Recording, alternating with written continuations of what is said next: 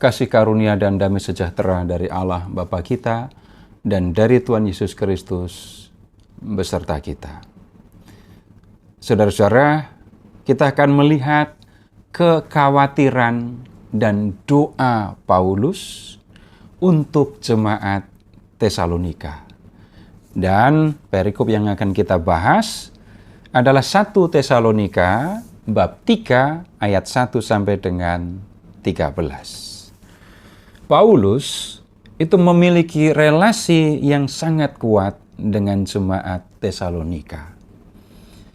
Dia yang mendirikan jemaat itu sudah menjadi seperti bapa bagi mereka.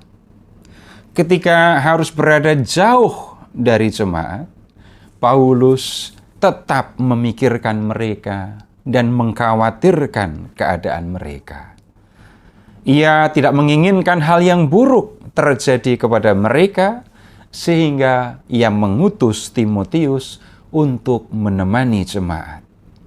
Ketika apa yang dikhawatirkannya tidak terjadi, Paulus merasakan kegembiraan yang besar yang menggerakkannya untuk mendoakan jemaat.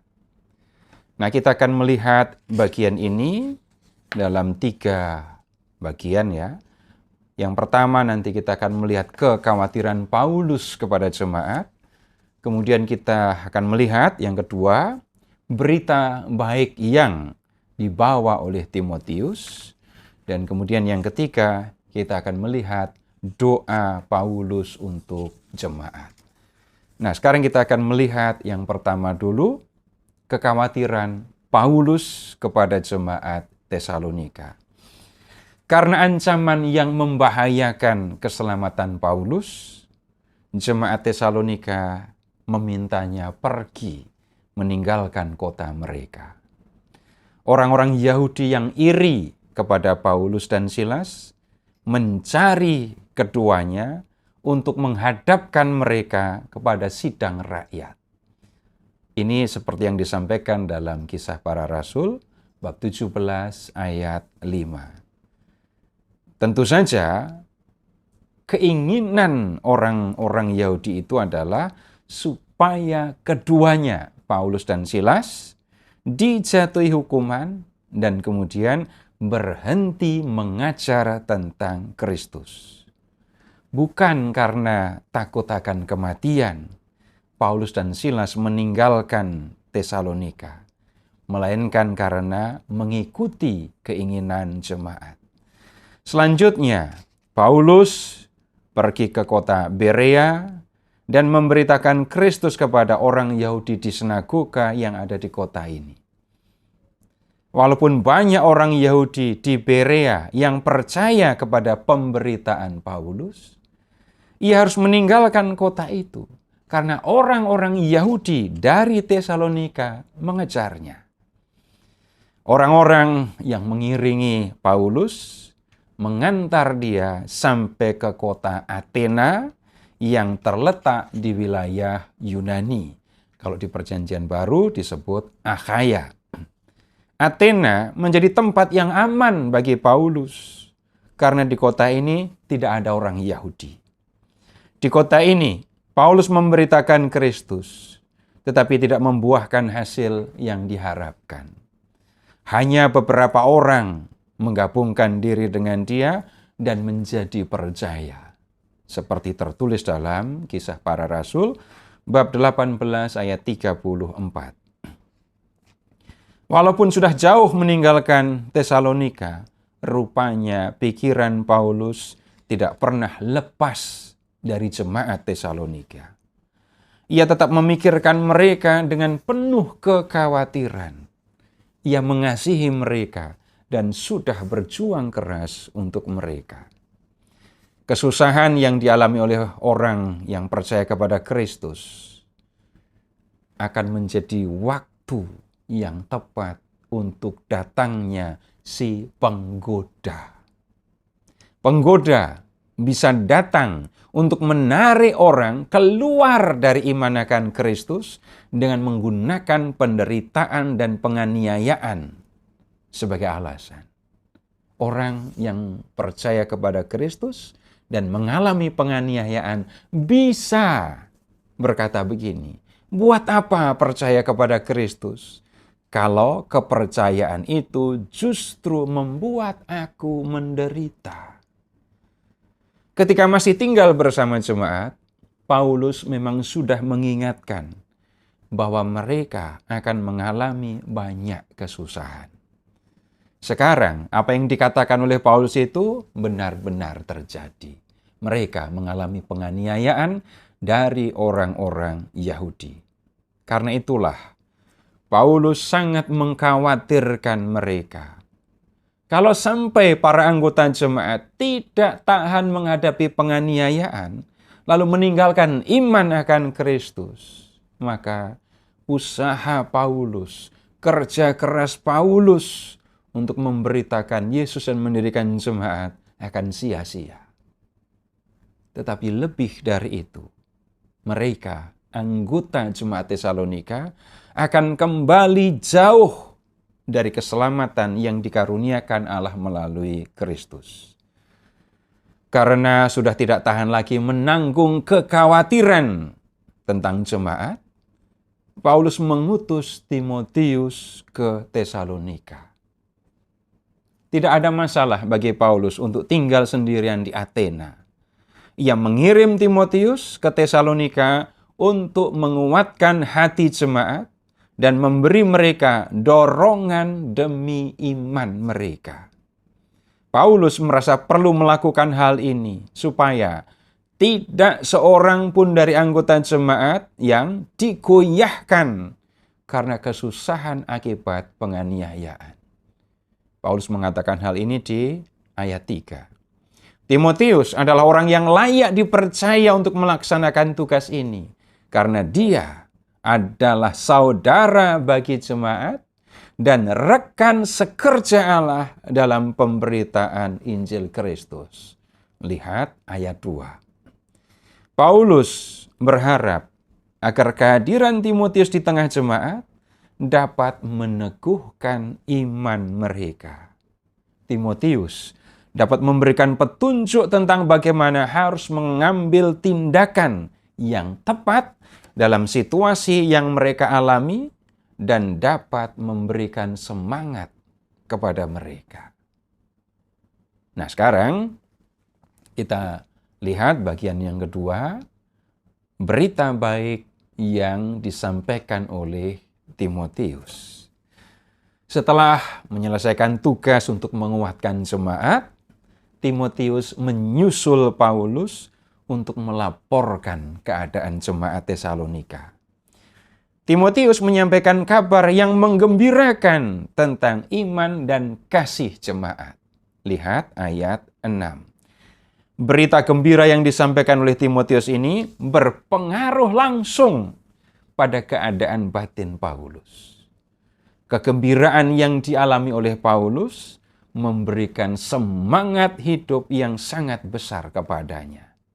Ia berkata begini di ayat 8. Sekarang kami hidup kembali, asal saja kamu teguh berdiri di hadapan Tuhan.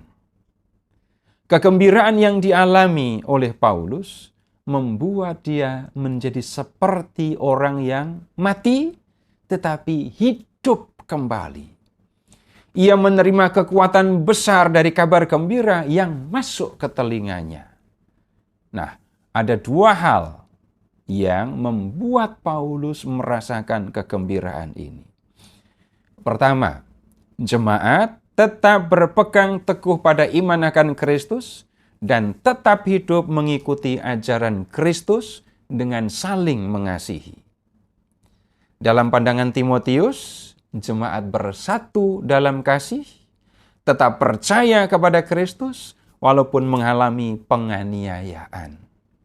Jemaat telah menjadi jemaat yang mandiri, maksudnya tidak bergantung dan terikat kepada Paulus.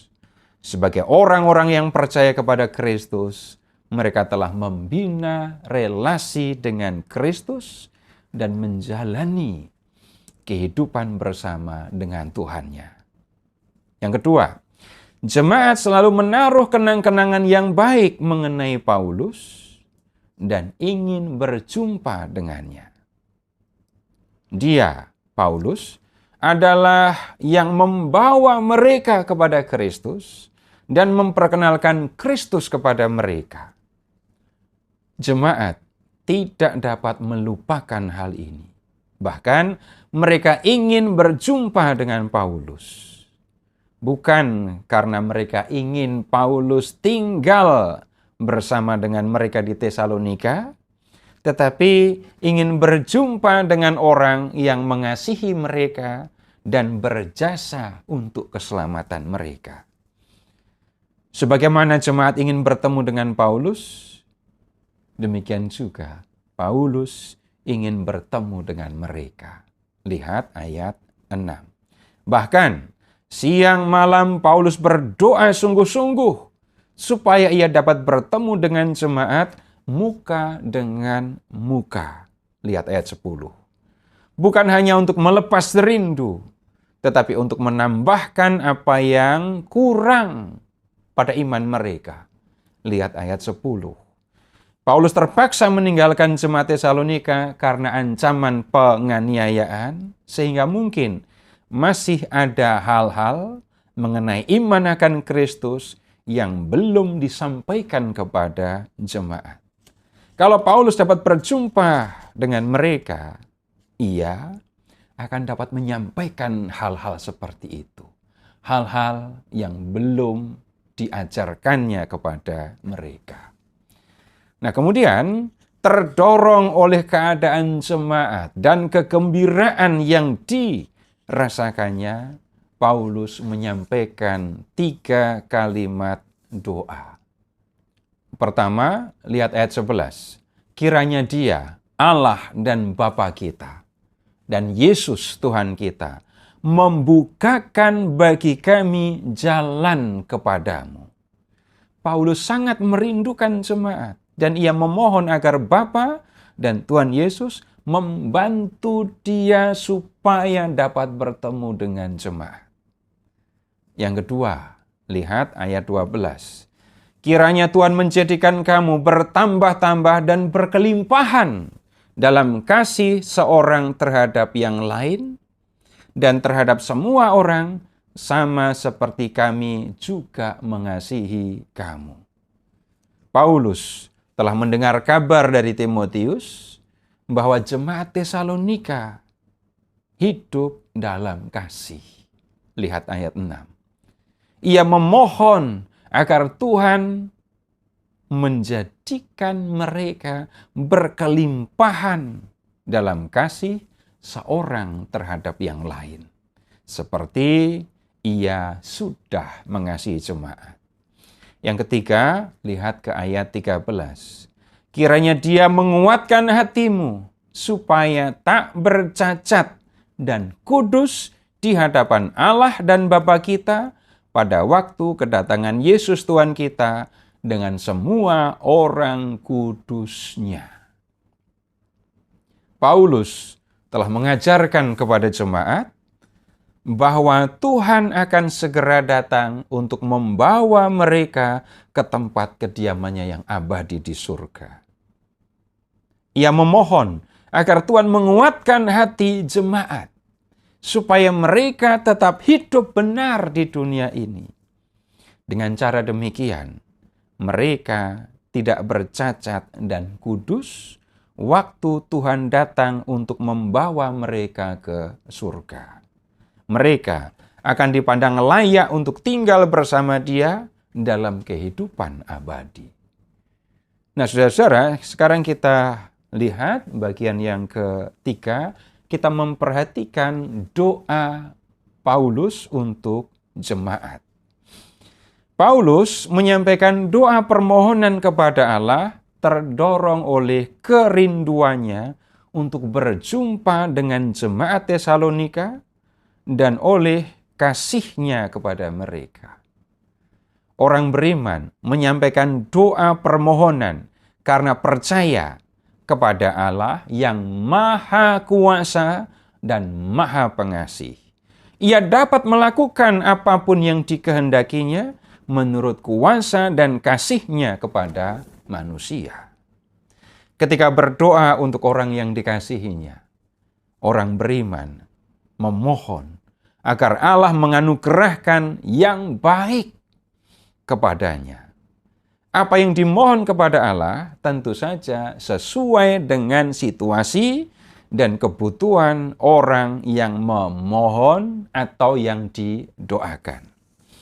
Dalam doa permohonan yang disampaikan oleh Paulus untuk jemaat Tesalonika, tidak ada permohonan yang menyangkut soal materi, seperti kekayaan dan kesehatan. Untuk jemaat, Paulus memohon agar Allah menjadikan mereka berkelimpahan dalam kasih, sehingga mereka saling mengasihi.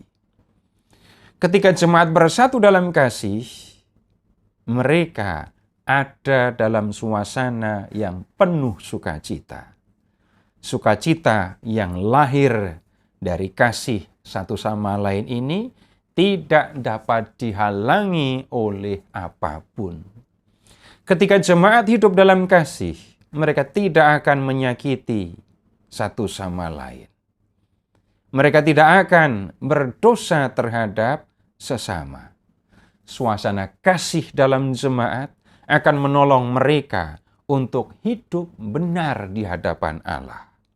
Dengan cara demikian, jemaat menyediakan ruang bagi setiap anggotanya untuk bersiap menyambut kedatangan Tuhan dengan penuh sukacita. Terpujilah Allah Bapa yang telah mengasihi kita, yang telah mengaruniakan anaknya yang tunggal untuk menyelamatkan kita, dan yang telah mengutus Roh-Nya yang kudus untuk menuntun kita di jalan keselamatan.